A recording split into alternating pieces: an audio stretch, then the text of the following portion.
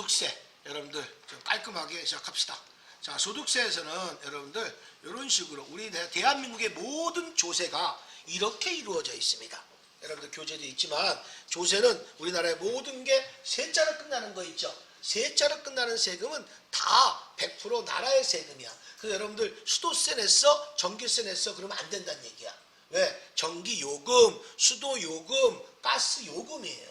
그래서 그건 따로 수도강렬비라는 개정 과목으로 나라의 세금이 아니에요. 그거는 공공기관 거기 때문에 그거는 전기세 냈어? 그럼 무식한 사람이에요. 알겠습니까? 전기요금 냈어? 여러분들 그 영수증도 전기세라고 안 써있어. 전기요금 이렇게 써있어요. 요즘에 하도 자동이체 하니까 여러분들 그런 영수증 못 봐서 그렇지 뭐 수도요금, 가스요금이라고 나와 있습니다. 이해가십니까? 자, 그래서 세자로 끝나는 건데 우리는 국세와 지방세가 있는 거예요. 요 밑에가 여러분들 또 지방세가 또 있겠죠. 그렇죠?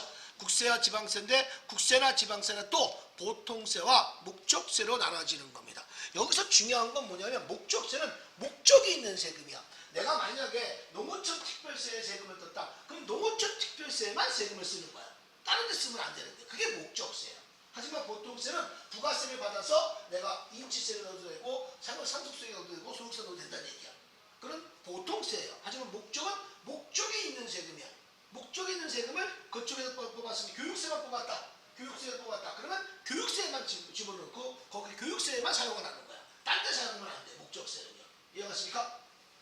자, 그런 것들을 가지고 직접세와 또 간접세를 또 나눠지죠. 그래서 여기는 보통세는 또 직접세와 간접세를 내줍니다. 여기서 중요한 것은 우리가 이런 거 있어요. 여기까지 다 똑같죠. 국세면서 보통세면서 부가가치 간접세잖아. 요거는 우리가 저번 시간까지 배웠던 게 간접세, 부가가치세였어요. 그렇죠? 근데 오늘은 여러분들 여기까지 똑같은데 국세면서 보통세면 똑같은데 직접세면서 여러분들 법인세, 소득세를 합쳐서 요것은 다 소득세도 직접세고 법인세도 직접세라는 얘기입니다. 이해가십니까? 흐름을 여러분 오늘 소득세 배우지만 우리는 직접세, 소득세가 된다라고 여러분들 보시면 됩니다. 이해가셨습니까? 됐어요? 자, 그리고 지방세에서는 우리가 여러분들이 뭐 거의 다 취득세, 원어세, 뭐 세산세, 자동차세, 그렇죠? 뭐 세금과 원가들이 좀 많이 있죠, 그렇죠? 이건 지방세 보통세고 목적세, 도시계획세. 지금 우리 집이 도시계획세, 뉴딜 정책에 의해서 지금 열심히 지금 거의 다 내렸어, 고속도로를. 경인고속도로 끝자리가 우리 자리거든요. 우리 집 자리인데 거의 다 내렸어. 지금 뭐 도로 깔고 그러는데 도로를 깔지 못했어, 지금 또. 그 이란 전쟁 때문에. 그 뭐야, 이거. 뭐 시꺼먼 거 있잖아. 그걸 못 깔고 있는 거야, 말하자면. 그러니까 뭐 2026년 12월 말일날 끝난다 그러는데 좀 연장이 된다는 식으로 얘기 나오더라고. 빨리 뭐 집을 못 파는 거야. 안타까워 죽겠어.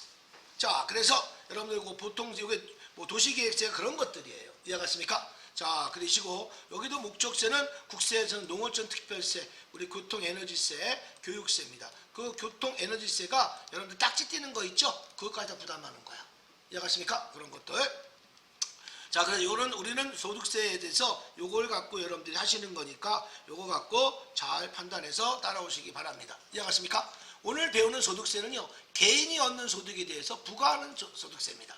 이해갔습니까? 그래서 대한민국 부가세는요, 일기예정, 일기확정, 이기예정, 이기확정 이렇게 분업화해서 하지만 소득세는 누구나 다 작년에 3개월을 근무했던, 1년을 다 근무했던, 1개월을 근무했던 무조건 소득세는 1월 1일부터 12월 말일까지의 모든 기간에서 우리가 소득세를 우리가 하는 겁니다. 좀 있으면 5월 말일까지 종합소득세 내잖아요. 그렇죠? 종합소득세 내는데 아까 전화했어. 우리 제자한테. 안 했냐 그랬더니 좀 기다리세요. 욕먹었어. 왜 빨리 안 했냐 그랬더니 난 마음이 두근두근거린다. 환급 얼마큼 받을 거냐. 난 그게 바쁜 거니까. 자, 그래서 여러분들 보시면 이런 것들이 이루어진다라는 얘기입니다. 이해가셨습니까? 자, 이렇게 해서 여러분들 우리는 소득세니까 우리나라의 세금이 다 이렇게 다 한 장에 제가 표면 쪽으로 붙여놨습니다. 이해가십니까? 참고를 한번 할 수 있도록 하시고, 자, 그러면 소득세의 개념입니다. 이해가십니까? 자, 소득세의 개념. 자, 소득세의 특징. 소득세는요, 자연이라는 것은 법적 인격체가 있는 사람을 얘기하는 거예요. 이해가십니까? 그래서 소득을 과세 대상으로 하는 조세이다. 소득세는요, 국세로서 다음과 같은 특징을 갖는다. 경상적이고 계속적이고 반복적인 소득이다. 이게 말하자면 경상적이다라는 게 뭐라고 그랬죠? 계속적이고 반복적이다는 말을 한마디로 줄여서 경상적이다라고 얘기하는 겁니다. 이해갔습니까? 자, 소득의 과세하는 것이다. 그리고 우리는 소득세, 국세, 직접세, 보통세, 신고납부 이렇게 되어 있습니다. 소득 원천설에 의한 열거주의 과세 방식의 유형별 포괄주의라고 나와 있죠. 자, 그래서 국세는 부과하는 게 나라에서 세금을 걷겠다는 뜻이죠. 직접세는요, 세금의 담세자와 납세자가 일치하는 세금. 다른 세금은 담세자와 납세자가 다른 건 뭐예요? 부가가치세죠. 그렇죠? 그 다음에 보통세는요, 사용 목적에 정해지지 않고 국가의 재정에 사용되는 보통세이다 이럽니다. 그러니까 내가 목적세가 아니라고 그랬잖아요. 그렇죠? 자, 그래서 내가 부가세에서 소득세를 얹어서 법인세를 걷어들여도 모자른 쪽에다가 다 배팅할 수 있다는 얘기입니다. 자, 그 다음에 신고납부입니다. 과세표준과 세액을 정부에 결정하는 정부 부가 조세인 상속세인과는 달리 납세 의무자가 과세표준의 세액을 정부에 신고하는 때 세금의 납세 의무가 확정되는 신고납부의 조세이다. 우리 대한민국의 모든 세금은 신고하면서 납부를 같이 합니다. 이해가십니까? 그래서 신고납부의 조세이다라는 얘기입니다. 자, 소득원천세에 의해서 여러분들 보시게 되면 뭐가 되겠습니까? 소득원천 열거주의 과세 방식, 열거주의는 늘어난다는 얘기죠. 자, 그래서 과세소득에 규정하는 방식을 소득세법을 법령에 열거된 소득에 대하여 과세하는 열거주의 과세 방식을 채택하고 있다. 다만 이자와 배당소득, 또 이자 배당소득 밑줄 그세요. 이자와 배당소득을 우리는 뭐라고 하냐? 이것을 금융소득이라고 자꾸 얘기할 겁니다. 앞으로 이걸 묶어서 얘기할 거예요. 무슨 소득? 금융소득이라고 얘기할 겁니다. 이해갔습니까? 자, 금융소득이라고 얘기할 거예요. 자, 그래서 여러분들이 그걸 가지고 항상 금융소득은 나중에 연 2천만 원까지 뭐 분리과세를 선택한다. 뭐 그런 말을 제가 또 여러분들한테 해드릴 겁니다. 이해갔습니까? 나중에 소득세 그것도 드릴 테니까 여기 보셔서 좀 이따가 드릴게요. 자, 그래서 요것은 여러분들이 그 소득세에 대해서 여러분들한테 말씀을 드린 거니까 여기 하시고, 그 다음에 여기 나왔던 것처럼 소득 원천성이라고 하는 말이 있죠. 요것은 여러분들 하나 정도 추가로 들어갈게요. 소득 원천성이라고 하는 것은 여기 좀 쓰겠습니다. 여기 보시면 소득 원천성이란 계속적이고 반복적인 소득입니다. 이해갔습니까? 됐어요? 그래서 계속적이고 반복적인 소득의 원천이 존재하는 경우에만 과세할 수 있다. 즉 우발적 일시적인 이익은 소득으로 보지 않고 지속적 또는 반복 가능한 경제적 이익을 소득으로 보아야 한다는 원칙이다. 하지만 솔직한 얘기로 이거 거짓말이에요. 복권 당첨받아도 세금은 걷습니다. 일시적 소득인데도. 이해갔습니까? 그래서 솔직한 얘기로 이건 제가 코에 걸면 코걸이, 귀에 걸면 귀걸이입니다. 다 걷어들게 돼 있어요. 이해가십니까? 다. 그래서 열거주의 과세 방식으로 이렇게 해주고, 이자 배당소득도 봐봐요. 경제적 변화에 따른 신정소득의 법 개정이 없이 탄력적으로 포착하기 위해서 법령에 열거되지 아니한 경우에도 유사한 소득이 동일하게 과세할 수 있도록 유형별 포괄주의 과세 원칙에 해당된다. 포괄주의가 여기저기 다 끄집어내겠다는 얘기 아니겠습니까? 그렇죠? 이런 원칙이 들어간다는 얘기입니다. 소득세의 조건입니다. 소득을 원천별로 구분하여 제한적으로 열거하고 원칙적으로 계속적이며 반복적인 거. 이것이 내가 뭐라고 그랬지 않을까? 경상적이다라고 했죠. 그렇죠? 경상적이다. 그래서 발생하는 것만을 과세 대상으로 한다. 현행 소득세법은요, 기본적으로 소득 원천세의 입장을 취하고 있다. 기본은 그렇습니다. 기본적인 것은. 하지만 세 번째 보시면 현행 소득세법의 사업소득의 경우에는 그 소득의 범위를 원칙적으로 그 사업에서 계속적, 반복적으로 발생하는 것을 국한되어 있다. 그 다음에 네 번째 거, 요거 별표 치세요. 네 번째 거. 현행 소득세법에서는요, 투자자산 처분이, 유형자산 처분이, 자산 수준이 채무 면제 이득과 같이 비경상적인 것은 소득으로 보지 않는다. 유일하게 여기에 대해서만큼은 세금을 매기지 않습니다. 뭐 참고로 내가 타사증권, 요즘에 주식 많이 하죠. 주식을 내가 투자했는데 이익을 봤어. 그럼 나라에다 세금 냅니까? 안 냅니다. 증권거래소에서 수수료 내는 거죠. 만약에 나라에 세금을 걷죠? 나라 큰일 나. 주식을 내가 발행했는데, 내가 주식을 샀는데 주가가 떨어졌어. 국가에서 보태줘야 되는데 토해줘야 되는데 나 지금 막 울적울적 하거든. 지금 148만 7천 원인가 까다로웠어 지금. 지금 팔 수도 없어. 지금 현대로대 죽겠어 지금. 잠이 안 와. 그래서 여러분들 보시게 되면 요게 투자자산, 뭐 유형자산 이런 것들이 있죠. 그래서 이익이 유가증권을 투자하는데 이익을 받는 그거는 세금 떼는 거 아니야. 그리고 자산수중이익이나 채무면제 이것도 세금 떼지 않습니다. 이해가십니까? 이런 것들 항상 여러분들 아시고. 자, 그러면 자산수중이익은 여러분들 꼭 항상 뭐예요? 분기할 때 무슨 분기라고 그랬죠? 회계에서 공정가치로 분기한다. 자산수중이익은 어떤 거냐? 5억짜리가 토지를 지금 구입한 사람은 5억 주고 구입했어. 근데 10년이 지나서 나한테 주려고 했더니 8억이 된 거야.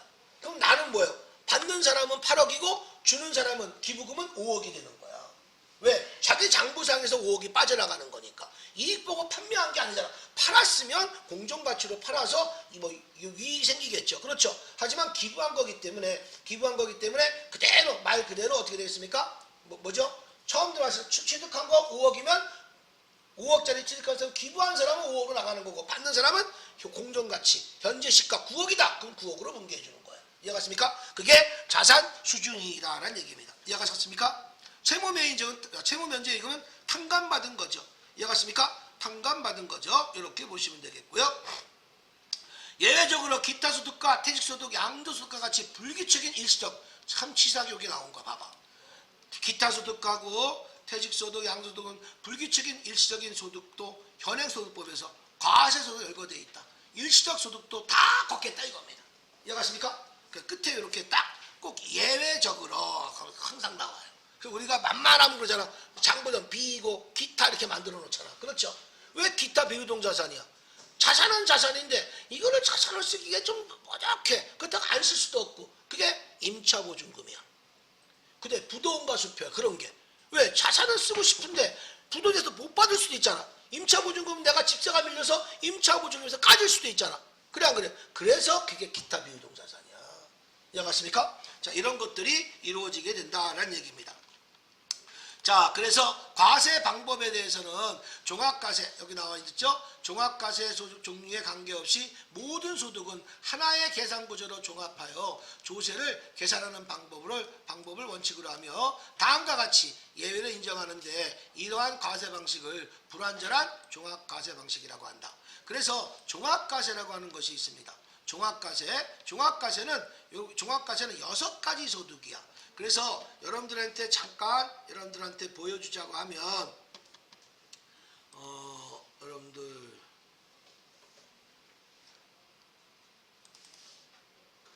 소득세는요 3가지의 계산 구조로 되어 있습니다.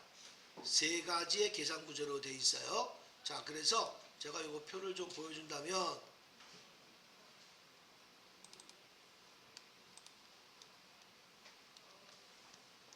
어디 갔어?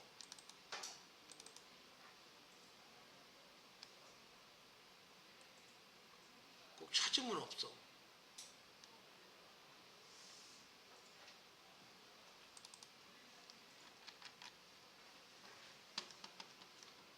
제가 카페에 가볼게요.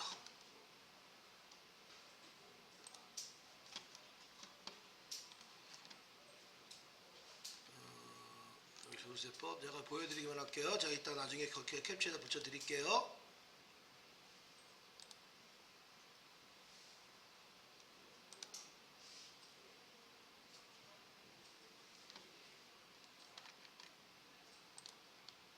자, 요걸 묻겠습니다. 내가 여기다가 다 드리겠습니다.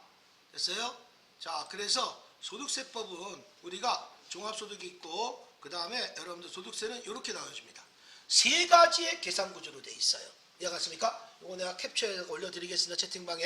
그래서 종합소득, 퇴직소득, 양도소득이야. 그 종합소득 이외의 소득은 퇴직소득과 양도소득이야. 그 종합소득은요 계속적이고 반복적인 소득이에요.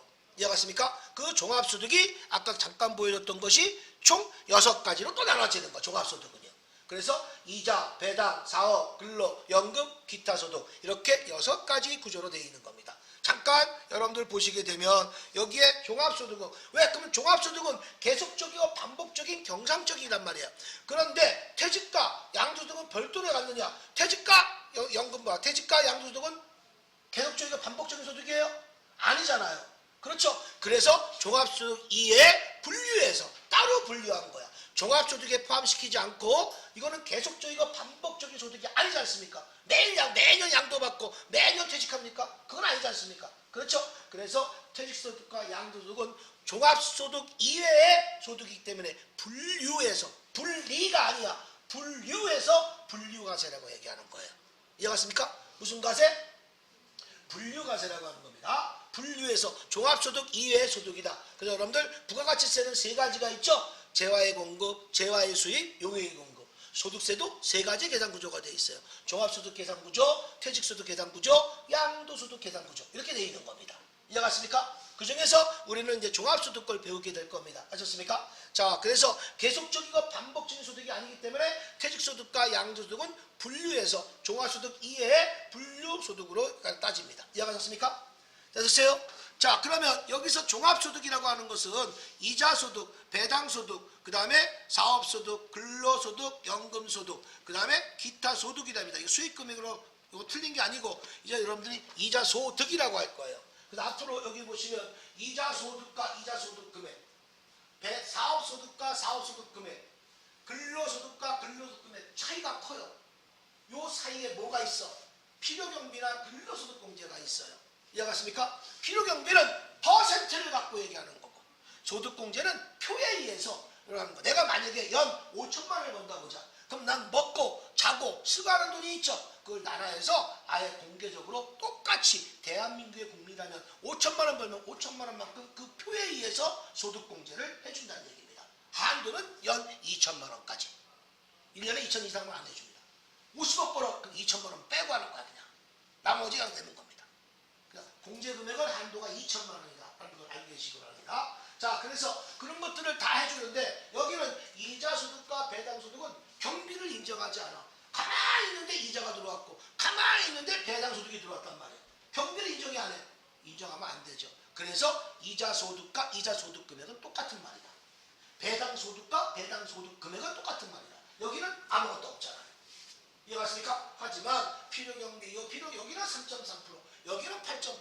이해갔습니까? 실물했을 때 얘기해 주는 거야. 여기 3.3%, 나중에 적어줘요. 3.3%, 요거는 8.8%입니다. 근로소득공제와 연금소득공제는 표에 의해서 이루어지는 겁니다. 이해갔습니까? 이렇게 해서 이루어지는 것들이 종합소득에서 이루어지게 되는 거야. 그래서 이제 앞으로 근로소득 금액 차이가 큽니다.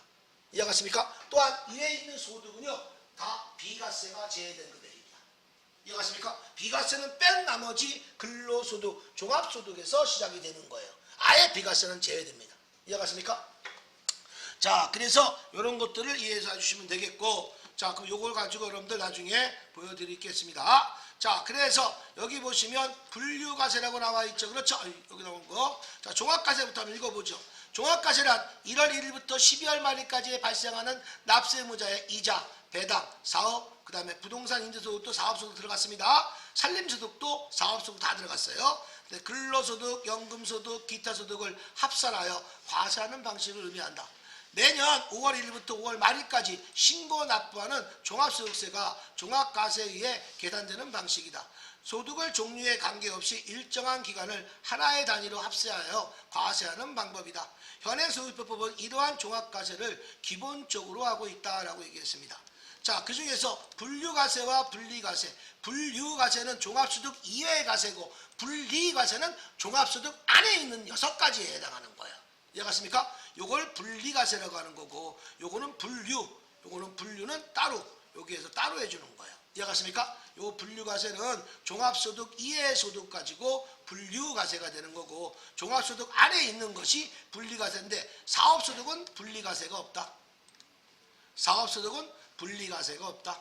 이해갔습니까? 요건 나중에 여러분들 이론하실 때 좀 잘 하시면 되겠습니다. 그러니까 분류과세란 종합소득을 합산하지 않고 그 소득을 그 종류에 구분하여 각각의 세원을 별도로 과세하는 방식을 말한다. 그게 퇴직소득과 양도소득이다.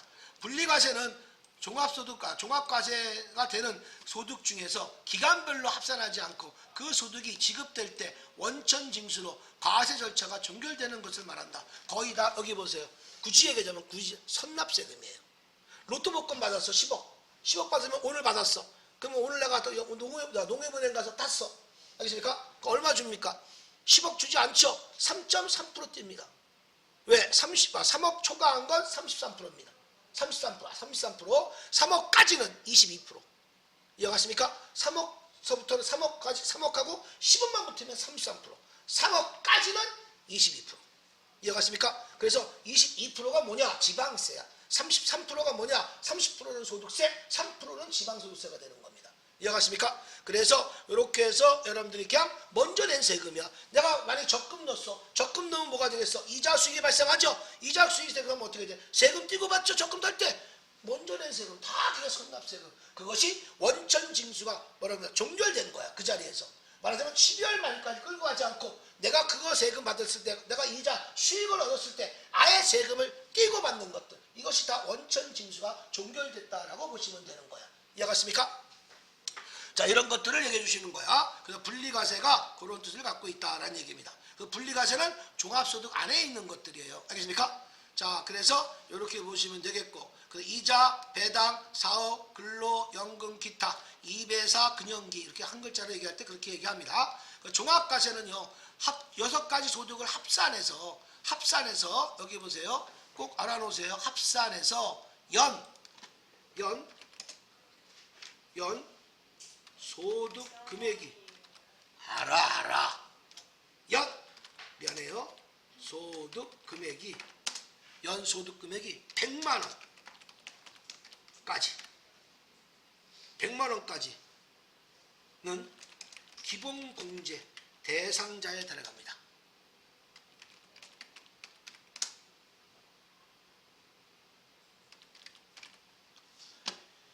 연소득 금액이 이거 합쳐서야 종합소득이야. 말하자면 종합소득 금액이에요. 종합소득 금액. 이해가세요? 너무 크다. 조금만.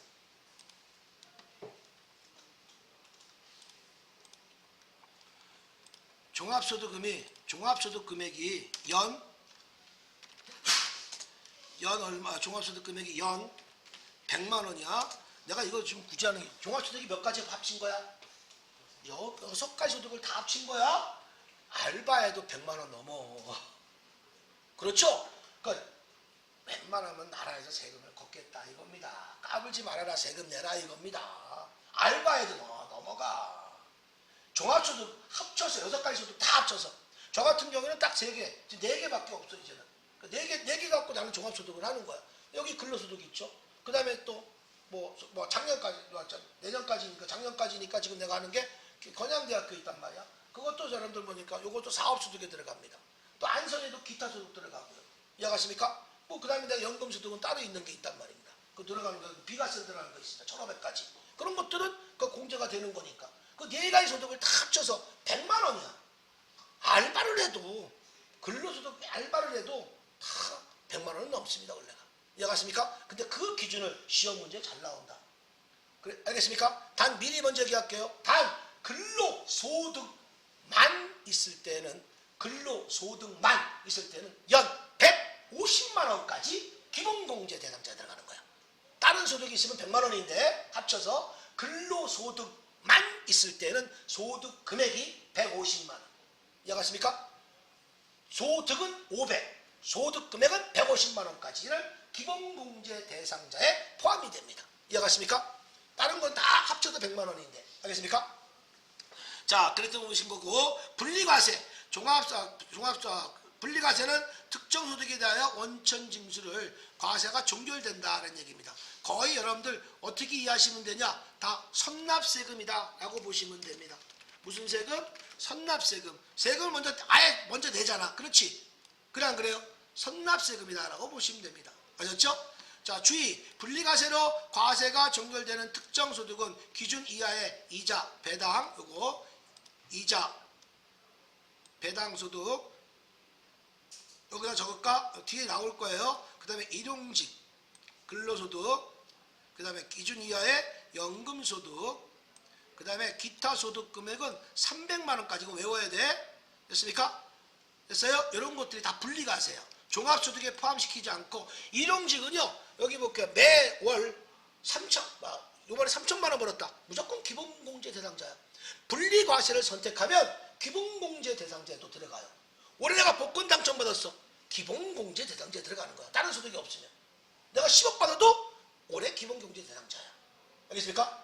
분리과세를 선택하면 다 기본공제 대상자에 포함 대상이 된다라는 얘기입니다. 자, 복권 당첨, 승마투표권 다 이런 거예요. 이런 것들도 마찬가지로 해당되는 겁니다. 그 다음에 분류과세는 요거 해당되는 거죠. 분류는 제가 퇴직소득과 양도소득은 분류과세다. 이해갔습니까? 요거 장기간에 걸쳐서 발생하는 퇴직소득과 양도소득은 다른 소득의 소득과 합산하지 않는다. 별도로 과세한다 이렇게 나왔죠. 여러분들 이런 거 있죠. 종합소득은 언제까지 하는 거야? 5월 말일까지 하죠. 근로소득은요? 12월 말일까지를 다음 연도 2월 말일까지 정산하는 거죠? 그래 안 그래요? 그러면 퇴직소득은요? 내가 퇴직하면 2주 안에 간다는 거예요? 양도소득은요? 2개월 이내. 다 2로 생각하시면 돼. 이해갔습니까? 근로소득은 1월부터 12월까지를 내년도 2월 말일까지 우리가 급여 정산할 때 그때 같이 또 종합소득 같이 하잖아요. 연말정산 하잖아요. 그죠? 그래 안 그래? 그 다음에 양도소득은 2개월 이내에 납부해야 되는 거고요. 퇴직소득은 2주 이내에 회사에서 주잖아요. 그렇죠? 2주 내에 퇴직금 지급하잖아요. 안 주면은 안 되지. 아니면 또 늦게 나온다 그러면 개인 회사 같은 경우에는 좀 늦습니다 라고 또 문자가 가던가 이렇게 얘기가 나오겠죠. 원래는 법적으로 2주입니다. 이해하십니까? 알고 계시기 바랍니다. 자, 이런 것들이 이루어져서 해주시는 거예요. 이해갔습니까? 자, 되신 거고. 자, 요거 여러분들 외워야 될 거야. 요거 실기할 때 꼭 외워야 될 겁니다. 무조건 분리과세, 선택적 분리과세, 이거 안 외워도 돼. 그냥 이거 다 분리과세야. 이해갔습니까? 그런데 일용직과 복권 당첨은 한도 없이, 적으세요. 요거 두 개는 한도 없이, 여기는 한도 없이 무조건 분리과세. 한도 없이. 일용직하고 복권 당첨은 한도 없이 무조건 분리과세 선택입니다. 이해갔습니까? 됐어요? 그 다음에 우리가 아까 얘기했죠. 금융소득 나온 거 있죠. 금융소득. 요 금융소득은 연 2천만 원 이하까지는 여기는 뭐예요? 금융소득은 2천만 원까지는 분리과세를 선택하고 2천만 원하고 10원이라도 붙었더라. 그러면 종합과세에 포함시켜야 됩니다. 이해갔습니까? 종합과세에 포함시키는 거야. 그래서 우리가 이자와 배당소득은 연 2천만 원까지 분리과세를 선택하는 겁니다. 이해갔습니까? 2천만 원 넘었다. 종합소득에서 포함해서 나중에 기납부세액에서 분리과세를 빼줍니다. 왜? 2천만 원까지는 그 혜택을 똑같이 줘야 될 거 아니겠습니까? 그렇죠? 그렇게 해서 이루어지게 되는 거고, 그 다음에 선택적 분리과세에서는 기타소득은요, 필요경비 얼마? 필요경비 다 이제는 여러분들 80%예요. 60%에 여러분들 300만 원 이하의 납세에 관한 경우에 나왔죠. 그렇죠? 그러니까 기타 소득이 300만 원까지야. 이게 어떻게 되는 거냐? 기타 소득을 만약에 여러분들 500만 원 받다 보자. 500만 원. 계산 한번 할게요. 500만 원 곱하기 1 마이너스 60% 계산해 보세요. 60%. 이거 계산해봐. 얼마 나오나? 얼마 나와요? 네? 계산하니까 얼마 나오냐고. 60% 빼야 되잖아.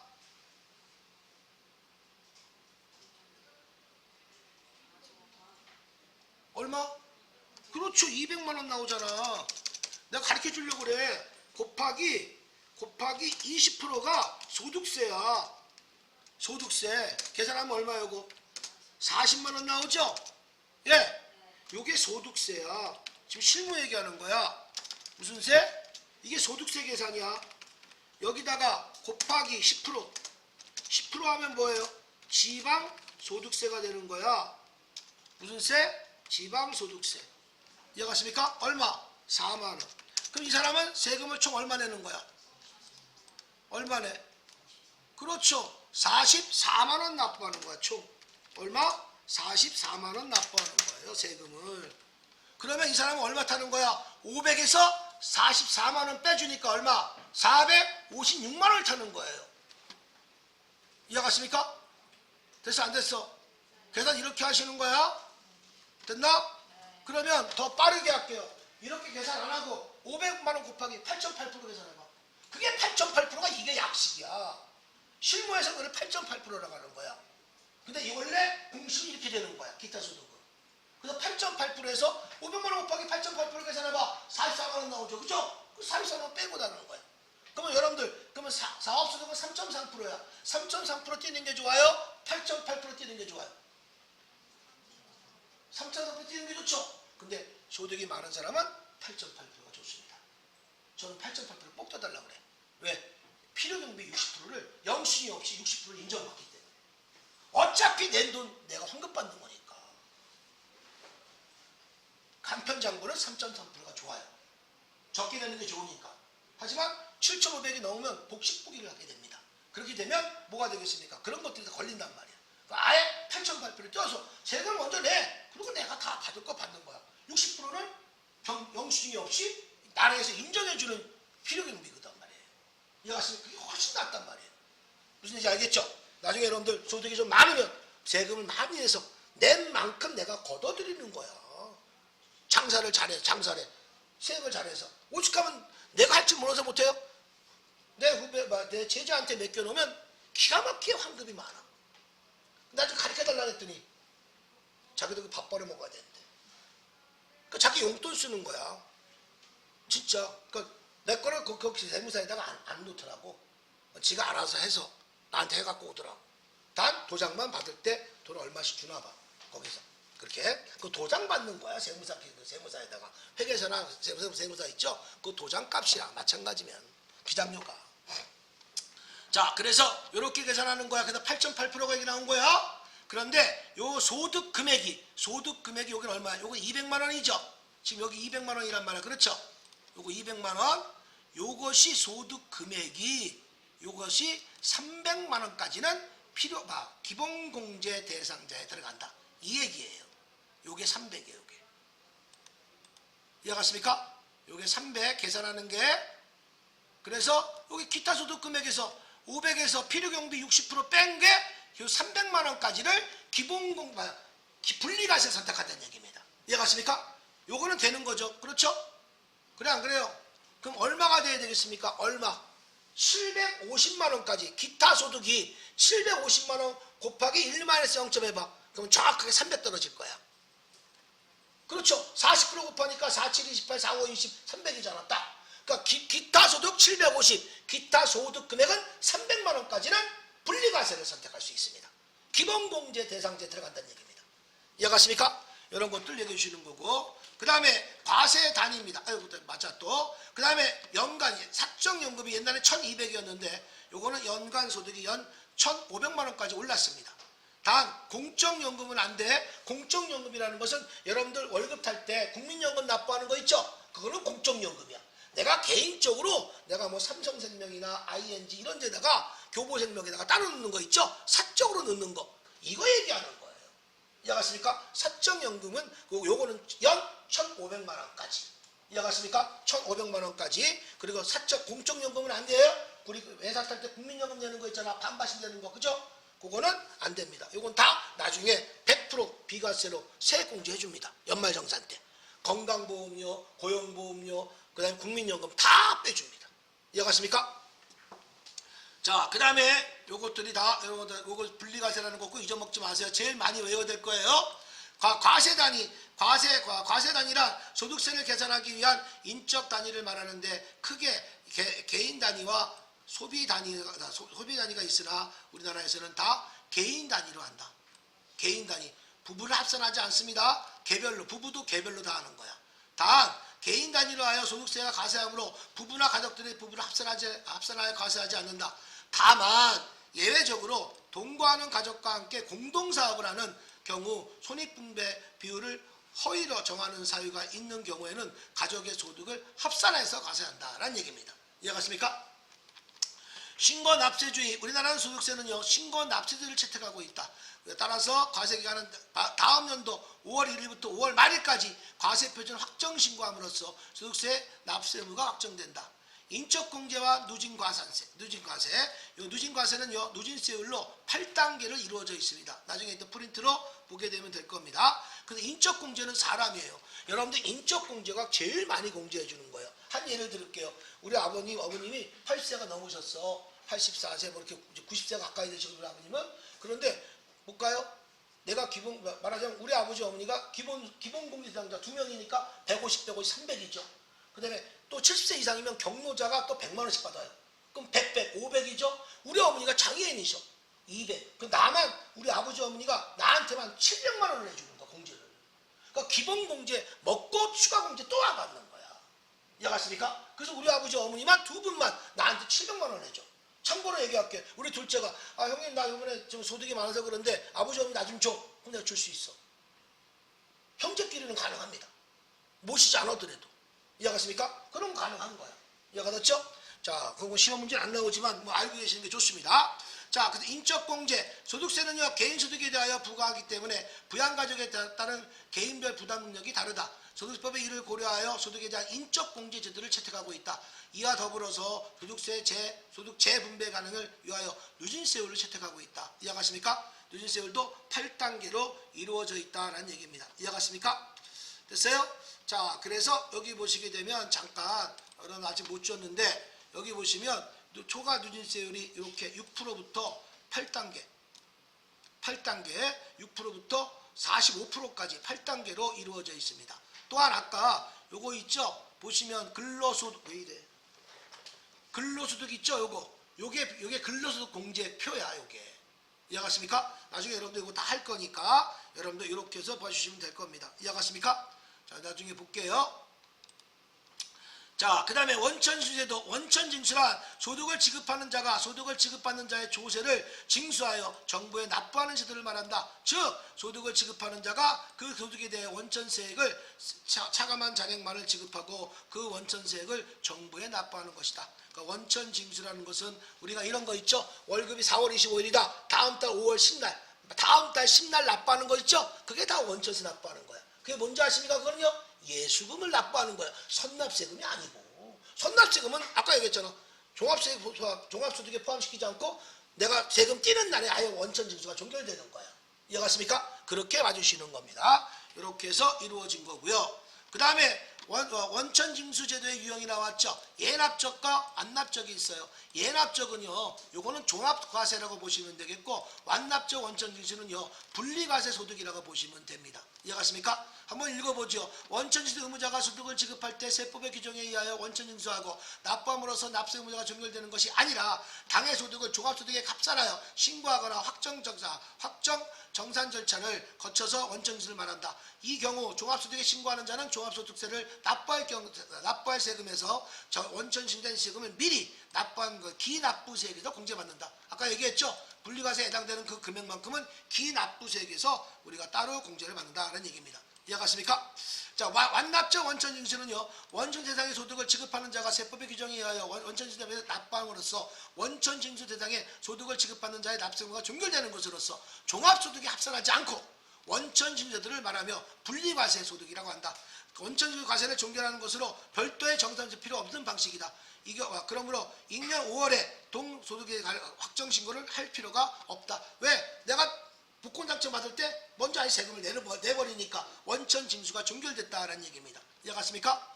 자, 그 다음에 보시면 원천 의무자, 원천징수 대상에 되는 소득은 이자, 배당, 원천징수 대상의 사업, 근로, 연금, 기타, 퇴직, 대통령이 정하고 있는 봉사력은 5%입니다. 그래서 원천징수 의무자는 이러한 소득을 지급하는 자이다. 원천징수 의무자는 국내 거주자나 비거주자들은 일정한 소득금액을 수익금액으로 지급할 때 소득세를 원천징수 다음 달 10일날 정부에게 납부하는 거다라는 얘기입니다. 이해가십니까? 요거는 여러분들이 한번 보시는데 이자와 배당 소득은 무조건 몇 프로? 14% 외워놓으세요. 하기 좋습니다. 무조건 14%. 비영업대금은 25%고요. 사업소득은 내가 그랬죠 아까? 3%라고.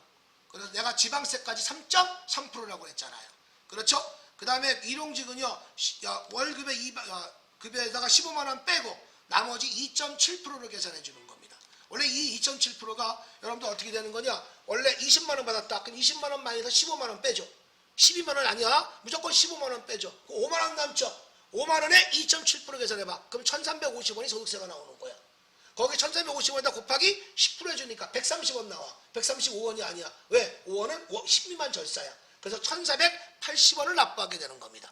이해갔습니까? 근데 이 2.7%를 이건 실무에 쓰는 거고, 여러분들 시험 볼 때는요, 근로소득세 6% 곱하기 55% 감면, 그 6%와 55% 감면한 계산한 게 2.7%예요. 이해갔습니까? 0.45에다가 6% 계산해봐. 2.7% 나옵니다. 이해갔습니까? 나중에 뒤에 나옵니다. 이런 것들이 나오신 거고, 기타 소득은요, 아까 20% 해줬죠. 그렇죠? 우리는 거의 다 20%고, 퇴직소득은요, 이것도 마찬가지로 이런 식 원칙으로 보시면 됩니다. 됐습니까? 됐죠? 자, 다음에는 또 종합소득 계산에 들어갈게요.